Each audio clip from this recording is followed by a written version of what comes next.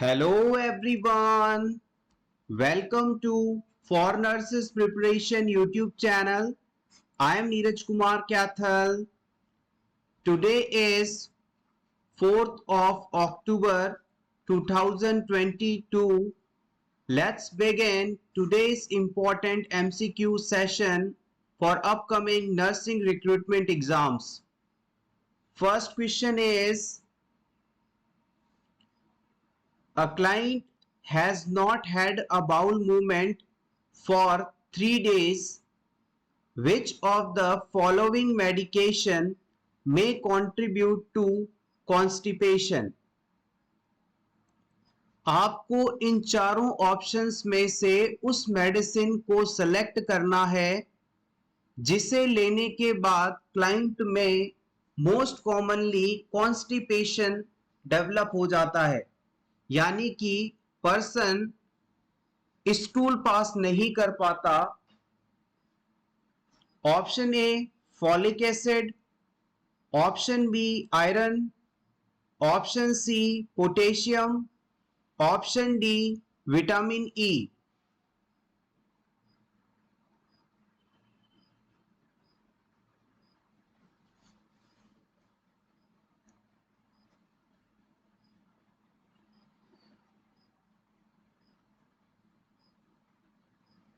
The right answer is option B. It is iron. अगर किसी client के द्वारा आयरन लिया जा रहा है तो उसमें कॉन्स्टिपेशन डेवलप हो सकता है। हमारे शरीर में यदि आयरन की कमी हो जाए तो इससे आयरन डेफिशिएंसी एनीमिया जैसी कंडीशन देखने को मिलती है। आइए आयरन से संबंधित कुछ और इंपॉर्टेंट पॉइंट्स को जान लेते हैं। आयरन जिन क्लाइंट्स के अंदर चल रहा होता है उनमें कौन कौन से कॉम्प्लिकेशंस देखने को मिल सकते हैं, इन्हें नोट कर लीजिएगा। सबसे पहले जो कि इस क्वेश्चन का आंसर था, कॉन्स्टिपेशन।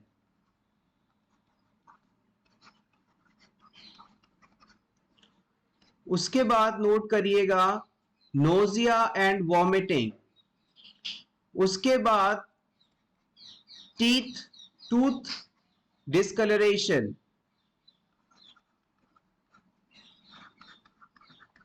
यानी कि अगर आप इस आयरन ओरल प्रिपरेशन को ओरली बिना स्ट्रॉ के लेते हैं तो इससे आपके दांत डिस्कलर हो सकते हैं, दांतों का कलर नॉर्मल से अलग हो सकता है। ये भी इसका एक साइड इफेक्ट कह लीजिए या कॉम्प्लिकेशन कह लीजिए।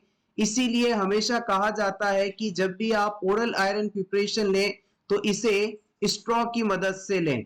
सो take it with straw. Straw जिससे आप पाइप जैसी स्ट्रक्चर जिससे आप कोल्ड ड्रिंक आदि पीते हैं, दिस इज द स्ट्रॉ, उसकी मदद से आपको आयरन प्रिपरेशन लेनी चाहिए। इसके बाद यदि नेक्स्ट कॉम्प्लिकेशन की बात करें तो आयरन प्रिपरेशन लेने वाले पेशेंट का जो स्टूल होता है वो ब्लैक कलर का हो जाता है। स्टूल ब्लैक, ये चार इंपॉर्टेंट कॉम्प्लिकेशन या साइड इफेक्ट्स हैं जो कि आयरन प्रिपरेशन लेने वाले क्लाइंट्स में देखने को मिलते हैं। Constipation, nausea vomiting, teeth discolouration and stool become black. Next question, most common type of cancer in India. यहां पर आपको मेल के अंदर भी बताना है, फीमेल के अंदर भी बताना है। भारत में मेल्स के अंदर सबसे ज्यादा कौन सा कैंसर होता है और फीमेल के अंदर कौन सा कैंसर होता है, ये आपको बताना है। No option for this question.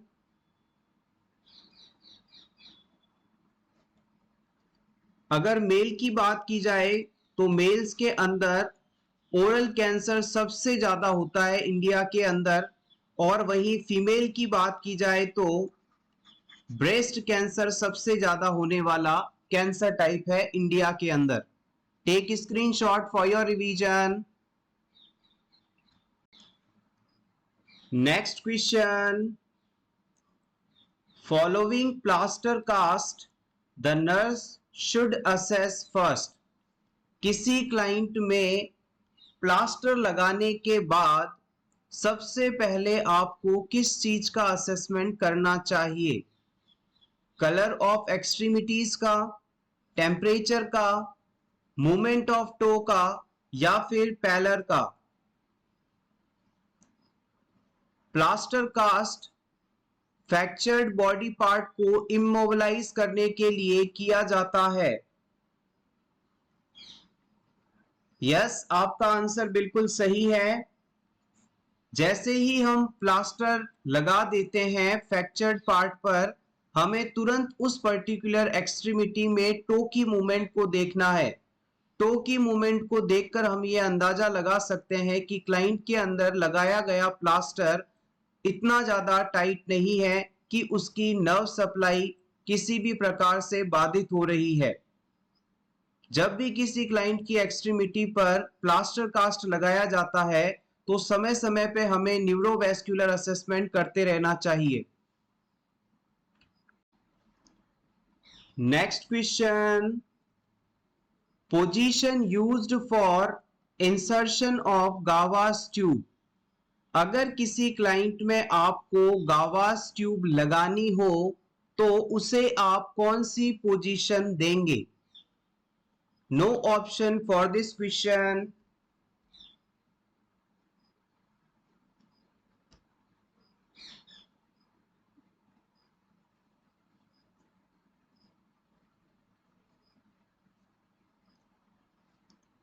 The right answer is high Fowler's position.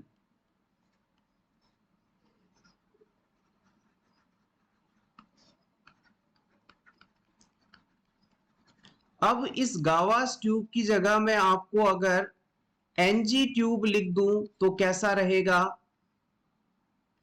Exactly question को थोड़ा टिपिकल करने के लिए नेजोगैस्ट्रिक ट्यूब एनजी ट्यूब की बजाय हमने गावास ट्यूब का इस्तेमाल किया। नेजोगैस्ट्रिक ट्यूब के बारे में आप सभी जानते हैं कि नेजोगैस्ट्रिक ट्यूब को लेफ्ट नॉस्ट्रिल से इंसर्ट किया जाता है और डायरेक्टली स्टमक तक इसे इंसर्ट करते हैं। इस नेजोगैस्ट्रिक ट्यूब के द्वारा हम क्लाइंट को ओरल फीडिंग देते हैं, मेडिकेशन देते हैं, और इमरजेंसी केसेस के अंदर यदि कोई पॉइजन का केस है तो एस्पायरेशन करके पॉइजन को स्टमक से बाहर भी निकालते हैं। तो याद रखिएगा यहाँ पर दो टर्म्स होती हैं। अगर आप किसी क्लाइंट के अंदर गावास ट्यूब की बात कर रहे हैं, गावास प्रोसेस का बात कर रहे हैं, तो इसका मतलब है कि आप क्लाइंट को फीडिंग देना चाहते हैं। जबकि अगर वहीं पर लावास ट्यूब की बात की जाए तो इसका मतलब होता है to cleaning purpose. Cleaning purpose के लिए ट्यूब आप इस्तेमाल करना चाहते हैं या फिर डिकम्प्रेस करना चाहते हैं स्टमक को। ये थोड़ा सा डिफरेंस है गावास और लावास के बीच में, आप यहां पर कंफ्यूज हो सकते हैं। गावास शब्द जहां भी आप देखें तो इसका मतलब है गिविंग, फीडिंग, यानी कि मेडिकेशन को डायरेक्टली स्टमक में पहुंचाना या फूड को डायरेक्टली स्टमक में पहुंचाना, ये प्रोसेस गावास कहलाता है। और लावास का मतलब होता है कि कोई पॉइजन खाकर पेशेंट आया है और हमें इस पॉइजन को क्लाइंट के स्टमक से ट्यूब द्वारा वापस बाहर निकालना है, तो इस प्रोसेस को हम लावास कहेंगे। लावास मींस टू क्लीन और डिकम्प्रेस द स्टमक। और जब भी आप इस प्रकार का प्रोसेस इस्तेमाल करेंगे तो उसके लिए हमेशा क्लाइंट को हाई फॉवलर्स पोजीशन देते हैं। This is important. High Fowler's position का मतलब हो गया कि क्लाइंट को आप बिल्कुल सीधा बिठा देंगे, 90 डिग्री का एंगल बनाते हुए बेड पर बिठाएंगे और उसके बाद जो ट्यूब है उसे क्लाइंट की नोज से स्टमक तक इंसर्ट करेंगे। Next question, a client 36 hours after an intestinal resection moves into sitting position in bed and immediately tells the nurse something just gave way under my dressing. On examination, the nurse discovers that the incision has dehisced and loop of intestine is protruding. Which is the first action the nurse should take? किसी patient के अंदर एक surgical procedure हुआ था, जिस procedure के अंदर हमने इस क्लाइंट के इंटेस्टाइन के एक हिस्से को काट कर निकाल दिया और फिर रिमेनिंग पोर्शन को आपस में जोड़ा और फिर स्टमक की स्किन को सूचरिंग करके वुंड को कवर कर दिया। इस सर्जरी के 36 घंटे बाद हम पेशेंट को सिटिंग पोजीशन में अलाउ करते हैं, बैठने के लिए अलाउ करते हैं। अब ये पेशेंट जैसे ही बेड पर बैठता है, सिटिंग पोजीशन में आता है, उसे ऐसा महसूस होता है कि जिस जगह पर सर्जिकल इंसिजन लगा हुआ था, वहां से कोई चीज उसके पेट के अंदर से बाहर निकल गई है। जैसे ही उसे ये महसूस होता है, तुरंत वो ड्यूटी पर मौजूद नर्स को इन्फॉर्म करके कहता है कि आप ड्रेसिंग को हटाकर देखिए, मुझे ऐसा लगता है कि कोई ऑर्गन मेरा बाहर निकल चुका है। अब आप एज अ नर्स इस क्लाइंट की ड्रेसिंग को हटाकर देखते हैं तो उस सर्जिकल इंसिजन जो था, जहां पर आपने स्टिचेस लगाए थे, वो स्टिचेस टूट गए हैं और वहां से जो इंटेस्टाइन का एक पार्ट है, वो लूप जो है इंटेस्टाइन का, वो बाहर आ चुका है। तो इस सिचुएशन के अंदर अब आप क्या करेंगे, ये आपको बताना है। सबसे पहला ऑप्शन है नोटिफाई द सर्जन, आप सर्जन को इन्फॉर्म करेंगे।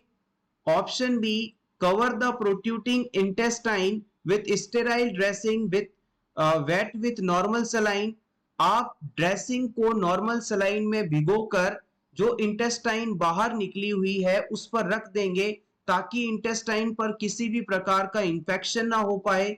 ऑप्शन ए कहता है assist the client to low Fowler position, आप इस पेशेंट को लो फॉबलर पोजीशन में लेकर आएंगे। या फिर ऑप्शन डी, ऑब्टेन अ वुंड कल्चर, अब या फिर आप इस पेशेंट में वुंड कल्चर के लिए सैंपल लेंगे। इस क्वेश्चन को थोड़ा सावधानी से अटेंड करिएगा, जल्दबाजी में कहीं आप रॉन्ग ऑप्शन ना सेलेक्ट कर लें।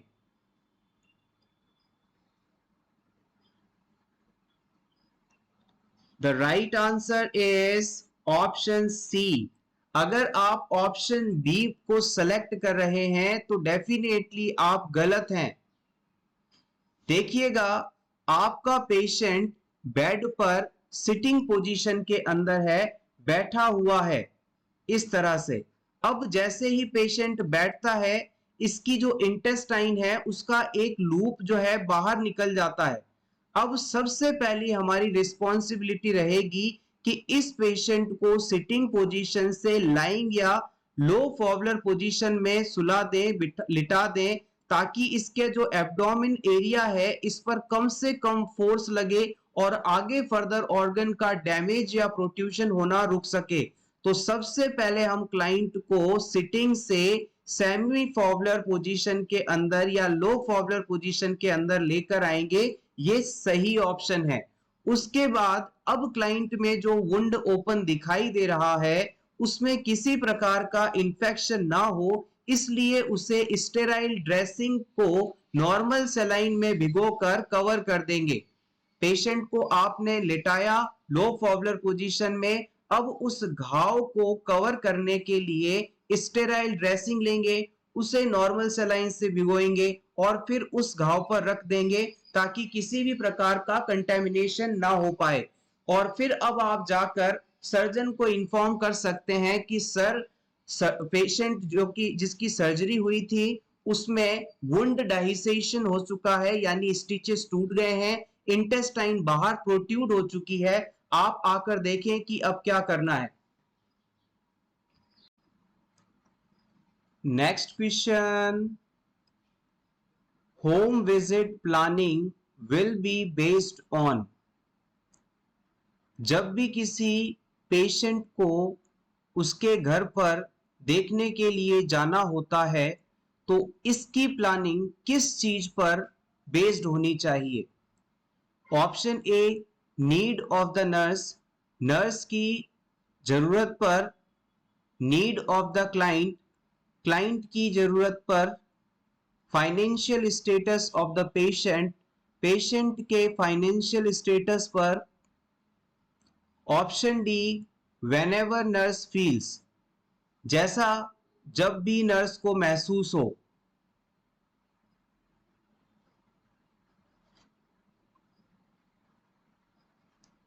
बेसिकली आपको यहां पर होम विजिट का क्या प्रिंसिपल होता है उसे बताना है, सेलेक्ट करना है। अपकमिंग सीएचओ एग्जाम्स के लिए होम विजिटिंग एक इंपॉर्टेंट टॉपिक रह सकता है। The right answer is option B, need of the client. आइए क्विकली होम विजिटिंग के क्या क्या प्रिंसिपल्स होते हैं इन्हें रिवाइज कर लेते हैं। इंपॉर्टेंट है, आप चाहें तो इसका स्क्रीनशॉट ले लें आपके रिवीजन के लिए। सबसे पहला पॉइंट है, home visit should B planned with purpose. Home visiting की जब भी आप प्लानिंग कर रहे हो तो आपको इसका पर्पस क्लियर होना चाहिए कि आप किस उद्देश्य से पेशेंट से मिलने जा रहे हैं। सेकंड प्रिंसिपल आता है होम विजिटिंग का, the purpose of home visit should be clear and must meet the needs of the patient. Purpose clear होना चाहिए और पेशेंट की जितनी भी आवश्यकताएं हैं, पेशेंट की जो भी रिक्वायरमेंट्स हैं, उन्हें पूरा करने वाला होना चाहिए। थर्ड प्रिंसिपल आता है, home visit should be regular and flexible. Home visit जो भी है रेगुलर होनी चाहिए और पेशेंट की आवश्यकता के अनुसार फ्लेक्सिबल होनी चाहिए। मान लीजिए अब पेशेंट की तबीयत पहले से ठीक है तो आप विजिटिंग को थोड़ा गैप देकर जा सकते हैं, और अगर पेशेंट की कंडीशन थोड़ी खराब है तो हो सकता है आपको दिन में 2 बार भी जाना पड़े। यानी कि जो रूटीन है वो फ्लेक्सिबल होना चाहिए, आवश्यकता के अनुसार इसे चेंज किया जा सकता हो, ऐसा होना चाहिए home visit plan. Next point आता है, home visit should B educative. जब भी आप होम विजिटिंग के लिए क्लाइंट से मिलें तो आप उसे एजुकेट करें, उसे सभी चीजों के बारे में बताएं। फिर आता है next point, home visit should be excellent opportunities for nurses to demonstrate hygienic principles. जब भी आप होम विजिटिंग के लिए जाएं तो क्लाइंट को हाइजीनिक प्रैक्टिस, हाइजीनिक प्रिंसिपल्स क्या है, इनकी क्या अपॉर्चुनिटीज होती हैं, क्या मेथड्स होते हैं, क्यों इन्हें फॉलो करना चाहिए, इन सभी के बारे में आपको बताना है और प्रॉपरली इन्हें डेमोन्स्ट्रेट भी करना है। लास्ट प्रिंसिपल है, home visit should be convenient, acceptable, educative to the patient. जब भी आप होम विजिटिंग के लिए जाएं तो ये कन्वीनियंट होनी चाहिए, यानी आसानी से इसे पूरा किया जा सके, कुछ ऐसी होनी चाहिए। क्लाइंट के द्वारा एक्सेप्टेबल होनी चाहिए, यानी कि आप किस समय जा रहे हैं विजिटिंग के लिए, ये समय हो सकता है, आप कैसे जा रहे हैं, ये सब चीजें एक्सेप्टेबल होनी चाहिए और एजुकेटिव होनी ही चाहिए। Next question, which of the following is a hereditary hemolytic anemia? इन चारों में से उस ऑप्शन को सेलेक्ट कीजिएगा जो कि हेरिडिटरी हीमोलाइटिक एनीमिया का एग्जाम्पल है। Aplastic anaemia, pernicious anaemia, megaloblastic anaemia, thalassaemia.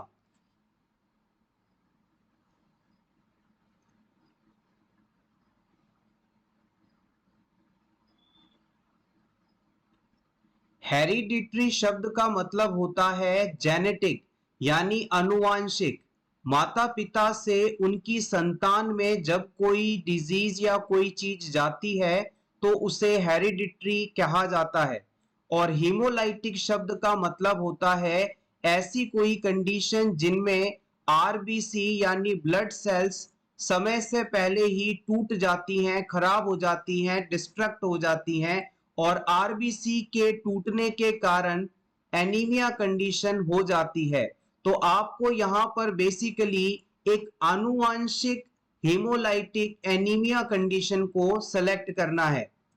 Option A के अंदर बताया गया है एप्लास्टिक एनीमिया, ये बोन मैरो से संबंधित है, तो ये आपका आंसर नहीं होगा।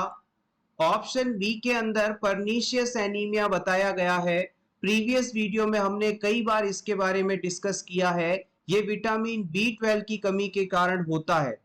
फिर आता है मेगालोब्लास्टिक एनीमिया, ये बेसिकली विटामिन B9 की कमी से मोस्टली देखा जाता है। तो फाइनली आपके पास बचता है option D, this is the right answer, thalassaemia.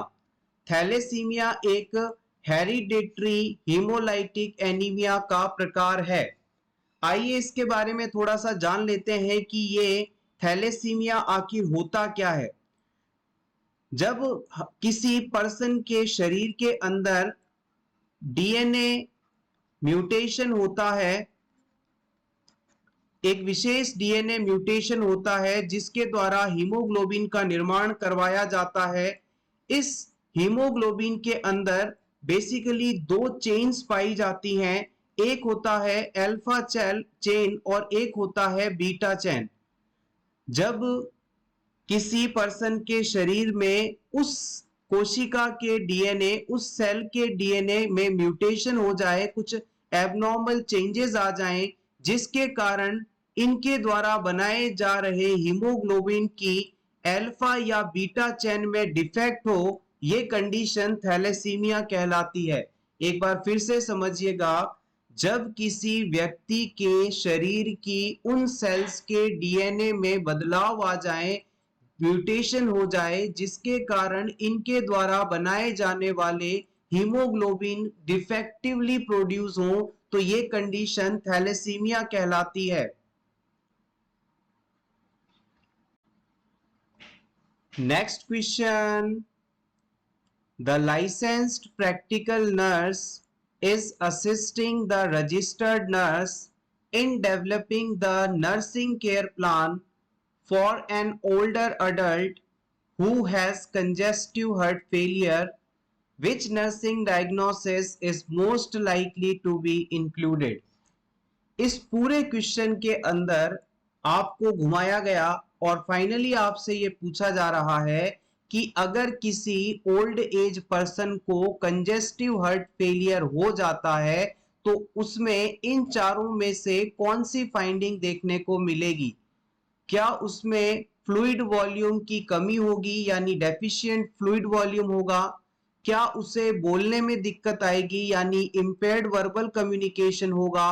क्या उसे लंबे समय से दर्द रहेगा, यानी chronic pain?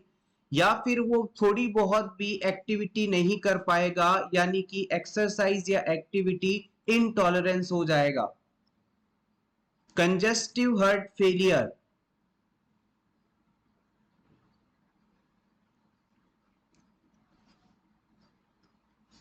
Congestive heart failure के बारे में हमने प्रीवियस क्लास में भी इस बात को डिस्कस किया था कि जब किसी क्लाइंट का हार्ट धीरे धीरे फेल होता है तो ये कंडीशन कंजेस्टिव हार्ट फेलियर कहलाती है।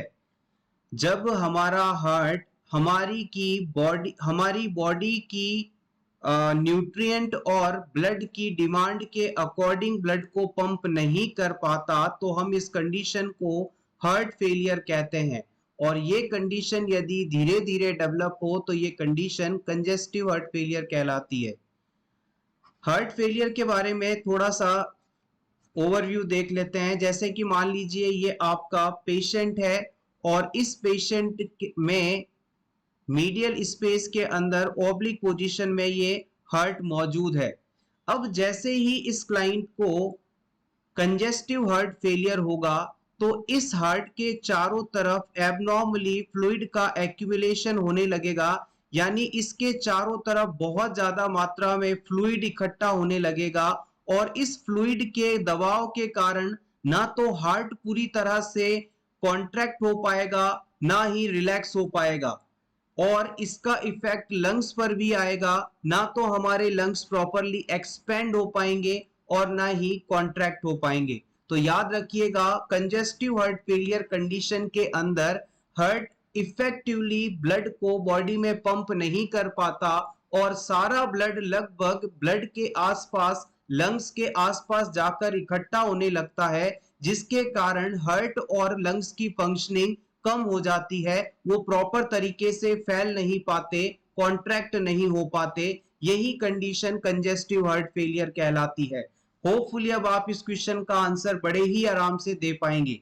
हमने बात की कि क्लाइंट के अंदर जब कंजेस्टिव हार्ट फेलियर होगा तो उसके अंदर फ्लूइड वॉल्यूम बढ़ जाएगा, तो फ्लूइड वॉल्यूम के कमी होने की तो यहाँ कोई संभावना ही नहीं है। जब भी कंजेस्टिव हार्ट फेलियर होगा तो बॉडी के अंदर एडिमा होगी, एक्सेसिव फ्लूइड वॉल्यूम एक्यूमुलेशन होगा। सेकंड ऑप्शन आता है कि इंपेयर्ड वर्बल कम्युनिकेशन, के पर्सन बोल नहीं पाएगा। अब इस डायग्राम में देखिए कि कंजेस्टिव हार्ट फेलियर वाली कंडीशन में बॉडी का ये हिस्सा प्रभावित हुआ है, तो यहाँ पर वर्बल कम्युनिकेशन के इंपेयरमेंट की तो कोई बात है ही नहीं, इसे हम नहीं सही मानेंगे, it is a wrong option. यहाँ पर एक चीज नोट कर लीजिएगा, जब कोई व्यक्ति बोल नहीं पाता है, इंपेयर्ड वर्बल कम्युनिकेशन होता है उसमें, तो इस कंडीशन को हम डिस्फेजिया के नाम से जानते हैं। It is called dysphagia, means difficulty in speaking और कम्युनिकेशन, या फिर इसे आप अफेशिया के नाम से भी जानते हैं, जब कोई व्यक्ति बोल या एक्सप्लेन नहीं कर पाता। इसके अलावा बात करें थर्ड ऑप्शन की, तो क्रॉनिक पेन यहां पर बिल्कुल भी रिलेटेड ऑप्शन नहीं है। क्रॉनिक पेन यहां पर बिल्कुल भी रिलेटेड ऑप्शन नहीं है। सो फाइनली हमारे पास ऑप्शन बचता है फोर्थ नंबर, जो कि है एक्टिविटी इंटॉलरेंस का।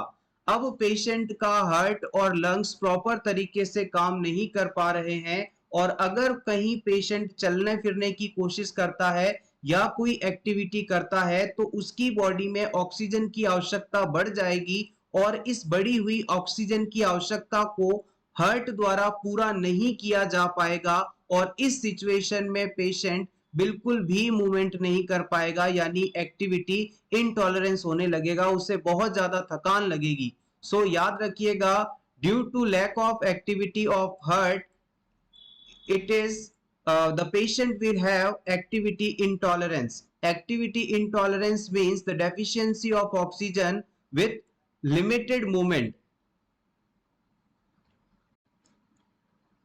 Next question, which vitamin deficiency seen in chronic alcoholism patient? अगर कोई व्यक्ति लंबे समय से काफी ज्यादा मात्रा में अल्कोहल ले रहा हो तो उसमें किस विटामिन की कमी देखने को मिलती है? No options for this question. Previous exam में इसे पूछा गया है, काफी इंपॉर्टेंट क्वेश्चन है ये।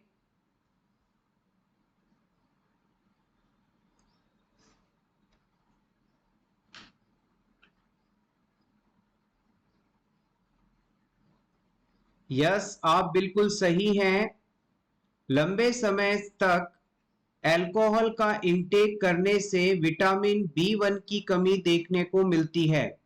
विटामिन बी1 को आप थायमिन के नाम से भी जानते हैं। Vitamin B one is also known as thiamine, और अगर किसी क्लाइंट के अंदर थायमिन की डेफिशिएंसी हो जाए तो यहाँ पर तीन इंपॉर्टेंट कंडीशंस देखने को मिलती हैं। सबसे पहली इंपॉर्टेंट कंडीशन है, आप इसे साथ साथ पे चाहें तो नोट कर सकते हैं, काफी इंपॉर्टेंट चीज है ये, प्रीवियसली कई बार पूछी गई है। थायमीन यानी विटामिन बी1, इसकी कमी होने से सबसे पहले क्लाइंट को होता है beriberi disease. Beriberi disease, beriberi disease जो है दो प्रकार का होता है, एक होता है ड्राई बेरी बेरी और दूसरा होता है वेट बेरी बेरी डिजीज। जो ड्राई बेरी बेरी डिजीज है उसके अंदर नर्वस सिस्टम प्रभावित होता है, जबकि जो वेट बेरी बेरी डिजीज है उसके अंदर कार्डियोवैस्कुलर सिस्टम प्रभावित होता है। अब क्लाइंट के अंदर लंबे समय से अल्कोहल लेना हुआ और साथ ही थायमिन की कमी होने लगी, बेरी बेरी डिजीज हुआ, इसके बाद भी क्लाइंट ने ध्यान नहीं दिया। अब धीरे धीरे ये जो थायमिन की डेफिशिएंसी इतनी ज्यादा हो जाएगी कि इससे क्लाइंट की जो ब्रेन सेल्स हैं वो डेड होने लगेंगी, ब्रेन में इस्चीमिया जैसी कंडीशन डेवलप होने लगेगी और इस्चीमिया के बाद फिर क्लाइंट के अंदर वर्निक्स एन्सेफेलोपैथी और कोर्साकॉफ साइकोसिस जैसी कंडीशन देखने को मिलेंगी। जब थायमिन की शरीर के अंदर बहुत ज्यादा कमी हो जाती है तो इससे ब्रेन की सेल्स में इस्चीमिया हो जाता है, यानी ब्रेन की सेल्स में बहुत ज्यादा ऑक्सीजन की कमी हो जाती है और इस ऑक्सीजन की कमी के कारण ब्रेन सेल में एबनॉर्मलिटीज आती हैं, जिनके कारण वर्निक्स एन्सेफेलोपैथी और कोर्साकॉफ साइकोसिस जैसी फाइंडिंग देखने को मिलती हैं। अगर आपसे इनके सिम्टम्स के बारे में यदि जानना चाहें तो वर्निक्स एन्सेफेलोपैथी कंडीशन के अंदर क्लाइंट के अंदर आई से रिलेटेड सिम्टम्स यानी ऑप्थेल्मोप्लेजिया जैसी कंडीशन देखने को मिलेगी। इसके अलावा अटैक्सिया हो सकता है, यानी क्लाइंट प्रॉपर तरीके से मूवमेंट नहीं कर पाएगा और कोर्साकॉफ साइकोसिस के अंदर क्लाइंट की याददाश्त कमजोर होने लगती है, यानी एमनीशिया होने लगता है। इसके अलावा क्लाइंट के अंदर साइकोसिस जैसे सिम्टम्स भी देखने को मिलते हैं। तो ये है यहाँ से सारे इंपॉर्टेंट पॉइंट्स। एक बार फिर से सारी चीजों को क्विकली रिवाइज कर लेते हैं। अगर कोई व्यक्ति लंबे समय से अल्कोहल ले रहा है यानी क्रॉनिक अल्कोहलिज्म का पेशेंट है तो उसमें विटामिन बी1 की कमी देखने को मिलती है। विटामिन बी1 को हम थायमीन के नाम से जानते हैं और थायमीन की कमी होने से बेरी डिजीज हो सकता है। बेरी डिजीज दो प्रकार का होता है, ड्राई बेरी और wet beri. Dry beri disease के अंदर नर्वस सिस्टम प्रभावित होता है, जबकि वेट बेरी डिजीज कंडीशन के अंदर कार्डियोवैस्कुलर सिस्टम प्रभावित होता है। अब अगर मान लीजिए ये थायमीन डेफिशिएंसी ठीक नहीं होती तो इससे फिर ब्रेन की सेल्स पर प्रभाव पड़ने लगता है, ब्रेन में ऑक्सीजन की कमी होने लगती है, इस्चीमिया जैसी स्टेट बनती है और इसके बाद ब्रेन सेल के अंदर एबनॉर्मलिटी आने लगती है, जिसके कारण दो प्रकार की कंडीशंस हो सकती हैं। पहला है वर्निक्स एन्सेफेलोपैथी और दूसरा आता है कोर्साकॉफ साइकोसिस। एक और इंपॉर्टेंट पॉइंट यहां पर नोट कर लीजिएगा, जब भी किसी क्रॉनिक अल्कोहलिज्म वाले पेशेंट में आप अल्कोहल का डी एडिक्शन करवाना चाहते हैं यानी शराब की लत छुटाना चाहते हैं तो एवर्जन थेरेपी दी जाती है और इस एवर्जन थेरेपी के अंदर डाइसल्फिराम ड्रग का इस्तेमाल किया जाता है।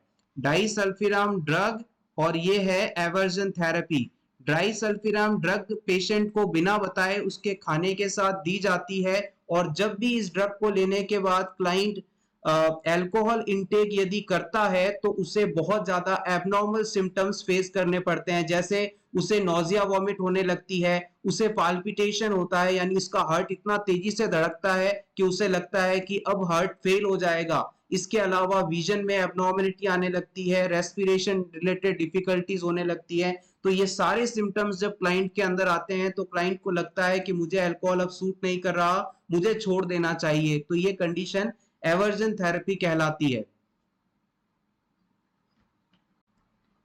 Next question, which is the preferred method of opening the airway of unconscious patient who have suffered with a neck injury? Hospital में एक ऐसा पेशेंट आया जिसमें ऐसा अनुमान लगाया जा रहा है कि शायद इसे नेक एरिया में इंजरी हुई है, गर्दन वाले हिस्से में इंजरी हुई है। इस पेशेंट में यदि आपको एयरवे ओपन करना हो तो इसके लिए आप कौन सा मेथड इस्तेमाल करेंगे? Head tilt, chin lift, jaw thrust, extension of neck. Patient बेहोश है, खुद बता नहीं सकता, लेकिन उसकी कंडीशन देखकर लग रहा है कि उसे नेक एरिया में चोट लगी हो सकती है, रीढ़ की हड्डी में चोट लगी हो सकती है और अब आप इस पेशेंट का एयरवे ओपन करना चाहते हैं तो कौन सी टेक्निक इस्तेमाल करेंगे आप? प्रीवियस एग्जाम में इसे बहुत बार पूछा गया है और अपकमिंग नॉर्सेट एग्जाम के लिए ये बहुत ही इंपॉर्टेंट क्वेश्चन है। इसका इमेज भी आप जरूर देख लीजिएगा। The right answer is option C, jaw thrust maneuver. जब भी किसी क्लाइंट के अंदर आपको एयरवे ओपन करना होता है तो उसके लिए दो टेक्निक्स इस्तेमाल की जाती हैं। पहली टेक्निक है हेड टिल्ट चिन लिफ्ट मेथड और दूसरी टेक्निक आती है जॉ थ्रस्ट मेथड। इन दोनों टेक्निक के अंदर क्या डिफरेंस है? अगर किसी क्लाइंट के अंदर नेक एरिया में या फिर रीढ़ की हड्डी के अंदर गले वाले हिस्से में चोट है तो उसमें आप जॉ थ्रस्ट मैन्यूवर का इस्तेमाल करते हैं। इसमें जब एयरवे को ओपन किया जाता है तो इस बात का ख्याल रखा जाता है कि उसकी जो गर्दन वाला हिस्सा है, नेक वाला एरिया है, इसमें किसी भी प्रकार का फोर्स ना लगे, एबनॉर्मल उसमें किसी प्रकार की मूवमेंट ना हो। और हेड टिल्ट चिन लिफ्ट जो मेथड होता है इसमें आप उन पेशेंट के लिए इसे इस्तेमाल कर सकते हैं जिन्हें सर्वाइकल या नेक एरिया में इंजरी नहीं है। उनमें आप इस मेथड की मदद से एयरवे को ओपन कर सकते हैं। इन दोनों का इमेज जरूर आप देख लीजिएगा, जॉ थ्रस्ट मेथड और हेड टिल्ट चिन लिफ्ट मेथड का। आप चाहें तो हमारा टेलीग्राम चैनल ज्वाइन कर सकते हैं। टेलीग्राम पर आपको ये दोनों ही प्रोसेस अवेलेबल मिलेंगे, इनकी इमेजेस अवेलेबल मिलेगी। टेलीग्राम चैनल का लिंक आपको वीडियो के डिस्क्रिप्शन बॉक्स में मिल जाएगा।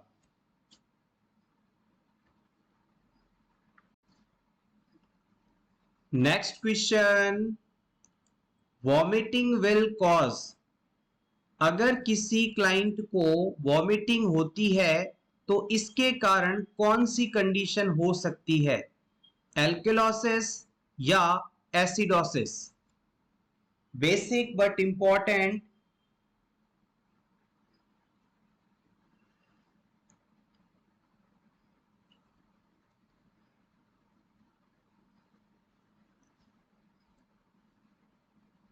The right answer is option A, alkalosis. याद रखिएगा, जब भी किसी क्लाइंट को वॉमिटिंग होती है तो इसके कारण उसमें मेटाबॉलिक एल्केलोसिस कंडीशन देखने को मिलेगी। Metabolic alkalosis condition. अब इसके रैशनल को भी समझ लेते हैं। जब क्लाइंट को वॉमिटिंग होती है तो वॉमिटिंग के कारण स्टमक से HCl का लॉस होता है, HCl का लॉस होता है और HCl के लॉस के कारण, HCl बेसिकली एक एसिड है। HCl क्या है? एसिड है, और एसिड यदि बॉडी से बाहर निकल जाएगा तो पीएच बॉडी की बढ़ जाएगी। जो एसिड हमारी बॉडी से अगर बाहर चला जाएगा तो बॉडी में जो बॉडी की जो पीएच है वो नॉर्मल की तुलना में बढ़ जाएगी। अगर एसिड हमारी बॉडी से बाहर चला जाता है तो पीएच जो है वो बढ़ जाएगी, यानी कि एल्केलोसिस कंडीशन देखने को मिलेगी। अब इससे ऑपोजिट डायरिया की बात भी कर लेते हैं, उसे भी एग्जाम में पूछा जाता है। जब किसी क्लाइंट को फ्रीक्वेंटली डायरिया हो रहा होता है तो उसकी बॉडी से जो HCO3 है यानी बाइकार्बोनेट है वो लॉस होता है। और बाइकार्बोनेट बेस एक तरह से बेस सब्सटेंस है। तो जब बेस सब्सटेंस बॉडी से बाहर जाएगा तो बॉडी का जो मीडियम है वो एसिडिक हो जाएगा, यानी पीएच जो है नॉर्मल से कम होने लगेगी और इसी वजह से यहां पर एसिडोसिस कंडीशन देखने को मिलेगा। एक बार फिर से देखिएगा, इस जगह आप हो सकता है कंफ्यूज हो रहे होंगे पीएच के मामले में, इसे फिर से समझिएगा। जब कोई व्यक्ति बहुत ज्यादा वॉमिट करता है तो उसके स्टमक में मौजूद जितना भी HCl है, एसिड है, वो बाहर निकल जाता है। और अगर शरीर से एसिड बाहर चला गया तो एसिड कम हो गया, क्या बढ़ गया? एल्केलोसिस। तो पीएच बढ़ जाएगी और मेटाबॉलिक एल्केलोसिस कंडीशन देखने को मिलेगी। वहीं यदि क्लाइंट को डायरिया हो रहा है तो इस कंडीशन के अंदर इंटेस्टाइन में जितना भी बाइकार्बोनेट है, HCO3- है, वो बॉडी से बाहर निकलने लगेगा, जिसके कारण बॉडी में एसिड की मात्रा बढ़ जाएगी, पीएच नॉर्मल से कम हो जाएगी और बॉडी के अंदर मेटाबॉलिक एसिडोसिस देखने को मिलेगा। इंपॉर्टेंट चीज है, आप चाहें तो नोट कर लें या इसका स्क्रीनशॉट ले लें।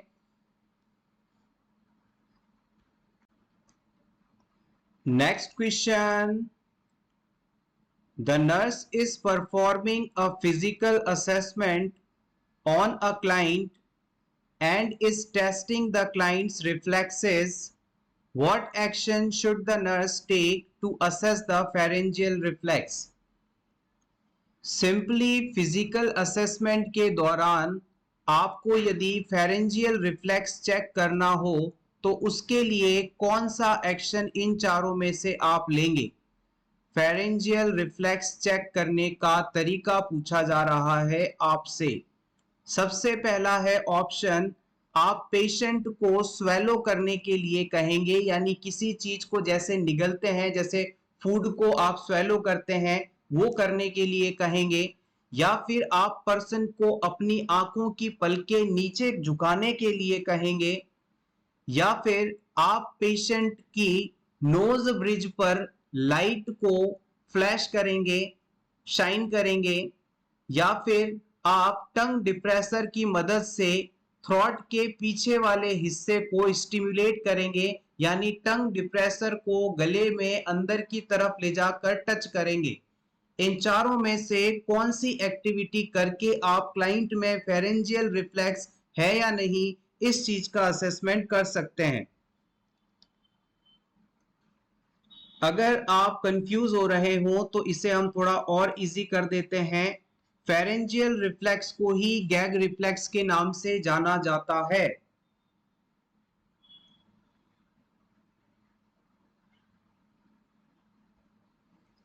फर्स्ट ऑप्शन के अंदर कहा गया है कि क्लाइंट को आप स्वेलो करने के लिए कहेंगे, कुछ भी निगलने के लिए कहेंगे। ऐसा करके हम क्लाइंट के अंदर स्वेलोविंग रिफ्लेक्स को चेक करते हैं। आंखों की पलकों को नीचे झुकाकर आप गैग रिफ्लेक्स चेक नहीं कर सकते, और नोज ब्रिज पर साइन करके टॉर्च की लाइट को डालकर आप इसे नहीं चेक कर सकते। फाइनली हमारे पास बचता है आखिरी ऑप्शन नंबर 4, और यही सही ऑप्शन रहेगा। जब भी किसी क्लाइंट के अंदर हमें गैग रिफ्लेक्स या फेरेंजियल रिफ्लेक्स को चेक करना होता है तो हम टंग डिप्रेसर को थ्रॉट एरिया में पीछे की तरफ ले जाकर उस एरिया को हल्का सा स्टिमुलेट करते हैं, उस एरिया में टच करते हैं। और ऐसा करने पर यदि क्लाइंट के अंदर एक रिफ्लेक्स आता है जिसके द्वारा ये टंग डिप्रेसर को वापस बाहर की तरफ फेंकने की कोशिश करता है, निकालने की कोशिश करता है, तो इसका मतलब है कि ये रिफ्लेक्स प्रेजेंट है और ये नॉर्मल है। ये बेसिकली हमारी बॉडी की एक प्रोटेक्टिव मैकेनिज्म है जो कि इस चीज को सुनिश्चित करती है कि कोई भी अनचाही सब्सटेंस हमारी बिना अनुमति के हमारी बॉडी में एंटर ना कर पाए। तो this is called the gag reflex. यहां से एक चीज और नोट कर लीजिएगा, गैग रिफ्लेक्स में बेसिकली दो नर्व्स का इन्वॉल्वमेंट रहता है। दो क्रेनियल नर्व्स यहां पर इन्वॉल्व रहती हैं। कौन कौन सी हैं? सबसे पहली है 9th क्रेनियल नर्व और दूसरी आती है 10th cranial nerve. Gag reflex के असेसमेंट में बेसिकली गैग रिफ्लेक्स के लिए बेसिकली दो क्रेनियल नर्व रिस्पॉन्सिबल मानी जाती हैं, क्रेनियल नर्व नंबर 9 और क्रेनियल नर्व नंबर 10। जो क्रेनियल नर्व नंबर 9 है इसे आप ग्लॉसोफेरेंजियल नर्व के नाम से जानते हैं, और vagus nerve 10th cranial nerve है, ये बॉडी की सबसे लंबी नर्व के रूप में भी जानी जाती है।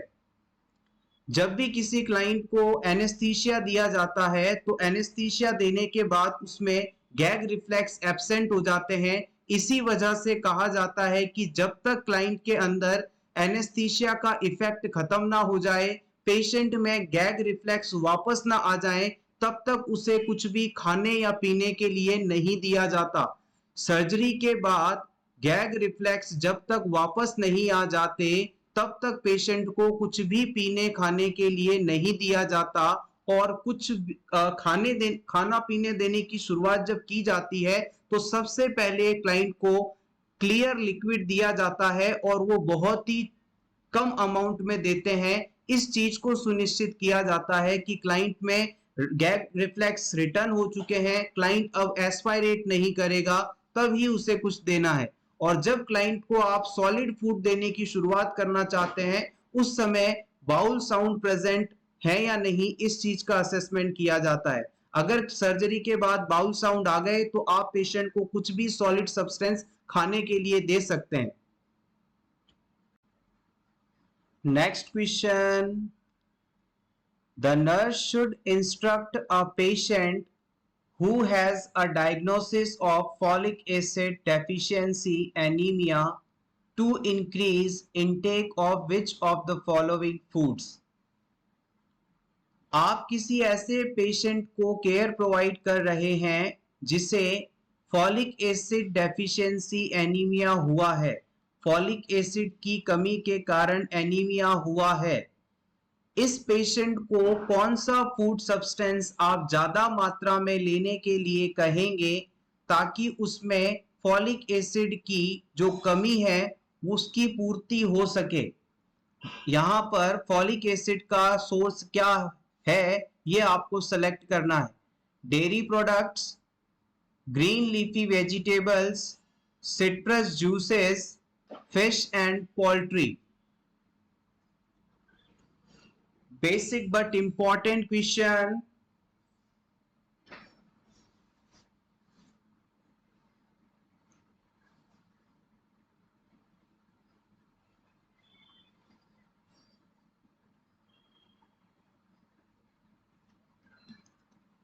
यस, आपका आंसर बिल्कुल सही है। Option B is correct here. जितनी भी हरी पत्तेदार सब्जियां होती हैं, ग्रीन लीफी वेजिटेबल्स होती हैं, उनमें विटामिन B9 यानी फॉलिक एसिड पर्याप्त मात्रा में पाया जाता है। आइए इसके बारे में कुछ इंपॉर्टेंट पॉइंट्स डिस्कस कर लेते हैं, नोट कर लेते हैं। यहां से इन्हें अक्सर पूछा जाता है। हेडिंग लिख लीजिएगा, फॉलिक एसिड। फॉलिक एसिड को आप विटामिन B9 के नाम से भी जानते हैं। और विटामिन B9 जो है, फॉलिक एसिड जो है, एक water soluble B complex vitamin है। ये क्या है? Water soluble B complex vitamin है।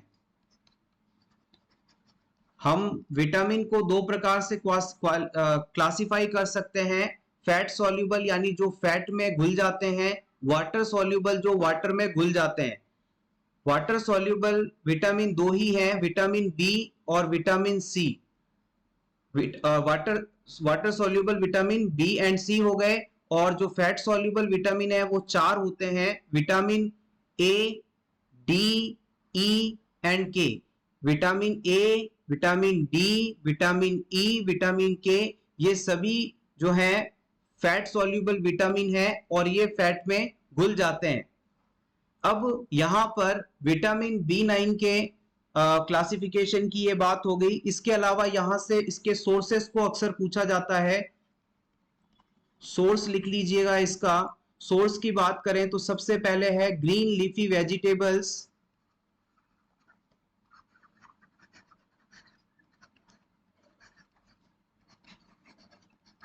ग्रीन लीफी वेजिटेबल्स हो गया। इसके अलावा बीन्स लिख लीजिएगा, यीस्ट लिख लीजिएगा। यीस्ट एक तरह से फंजाई ही है आपका। अगर इसकी डेफिशिएंसी होती है तो दो डिजीज कंडीशन इंपॉर्टेंटली हो सकती हैं। डेफिशिएंसी कॉजेस, सबसे पहला है प्रेगनेंसी के दौरान यदि इसकी कमी हो जाए तो न्यूरल ट्यूब डिफेक्ट्स हो सकते हैं। और अगर रेगुलरली इसकी कमी हो जाए तो इससे मेगालोब्लास्टिक एनीमिया हो सकता है। इससे विटामिन B9 की कमी से होने वाले एनीमिया को आप मेगालोब्लास्टिक एनीमिया के नाम से जानते हैं। Megaloblastic anaemia. तो ये दोनों चीज यहां से इंपॉर्टेंट रहेंगी।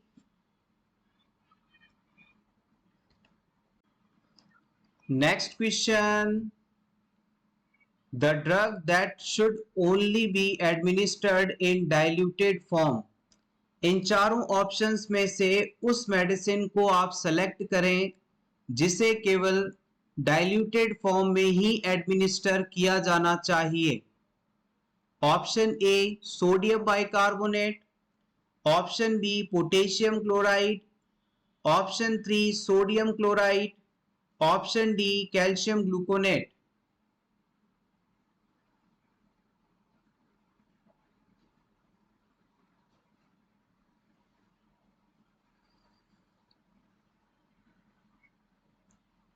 यस एग्जैक्टली आपका आंसर बिल्कुल सही है। जो पोटेशियम क्लोराइड है KCl है, इसे आप कभी भी कॉन्सेंट्रेटेड फॉर्म में या बिना डिसॉल्व किए इंजेक्ट नहीं करते हैं। इस पूरी कॉन्सेप्ट को याद रखिएगा। जब आप नर्सिंग ऑफिसर बन जाएंगे, ड्यूटी पर होंगे, तो इस बात का विशेष ख्याल रखें कि अगर आपको कैसोल इंजेक्शन लिखा गया है, KCl पोटेशियम क्लोराइड इंजेक्शन लिखा गया है, तो इसे आप पहले डिसॉल्व करेंगे और फिर बहुत ही धीरे धीरे पेशेंट में एडमिनिस्टर करेंगे। अगर आपने बिना इसे डिसॉल्व किए रैपिडली पेशेंट को दिया तो इससे तुरंत पेशेंट का हार्ट रुक सकता है और पर्सन की डेथ हो सकती है। इसलिए कभी भी पोटेशियम क्लोराइड को हम फास्ट या बोलस फॉर्म में नहीं देते हैं। Next question very important. T lymphocytes are involved in।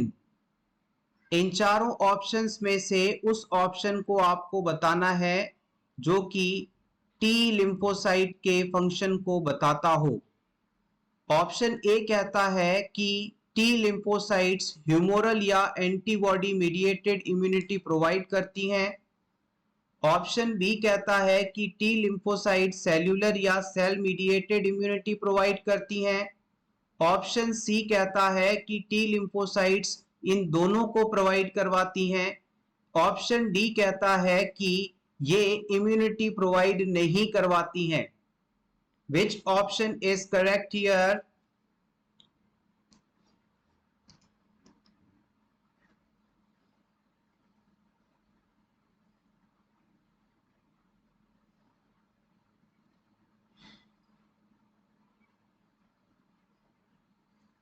The right answer is option B। T lymphocytes जो हैं सेल्यूलर या सेल मीडिएटेड इम्यूनिटी प्रोवाइड करवाती हैं।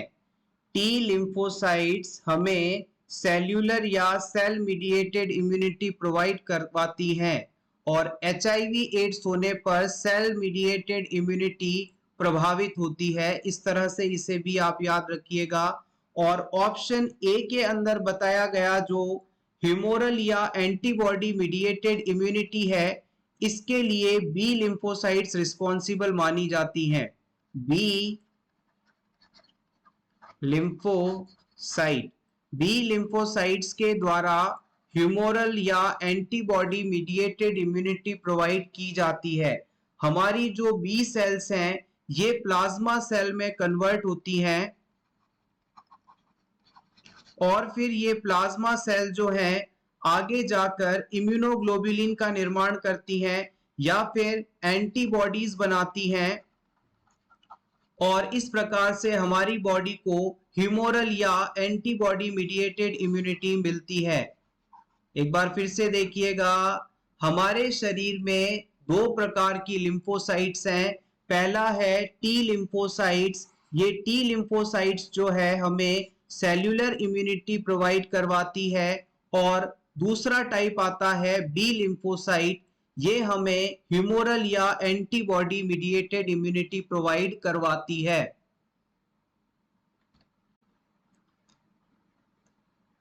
सो एवरीवन, ये था हमारा आज का वीडियो। होपफुली आपको आज की ये क्लास अच्छी लगी होगी। अगर वीडियो अच्छा लगा हो तो प्लीज इसे लाइक कर दीजिएगा और इसी तरह के और वीडियोस देखने के लिए for nurses preparation YouTube channel को आप जरूर सब्सक्राइब कर लें। आपकी प्रैक्टिस के लिए यहाँ पर मंडे टू सैटरडे रात 8:30 बजे इसी तरह की क्लासेस लाई जा रही हैं। अगर आप MCQs की प्रैक्टिस करना चाहते हैं तो हमारा फॉर नर्सेस प्रिपरेशन नाम से ही टेलीग्राम चैनल भी है। इसका लिंक आपको इस वीडियो के डिस्क्रिप्शन में मिल जाएगा। वहां जाकर इसे ज्वाइन करें। वहां पर आपकी प्रैक्टिस के लिए हम रेगुलरली MCQs पोस्ट करते रहते हैं।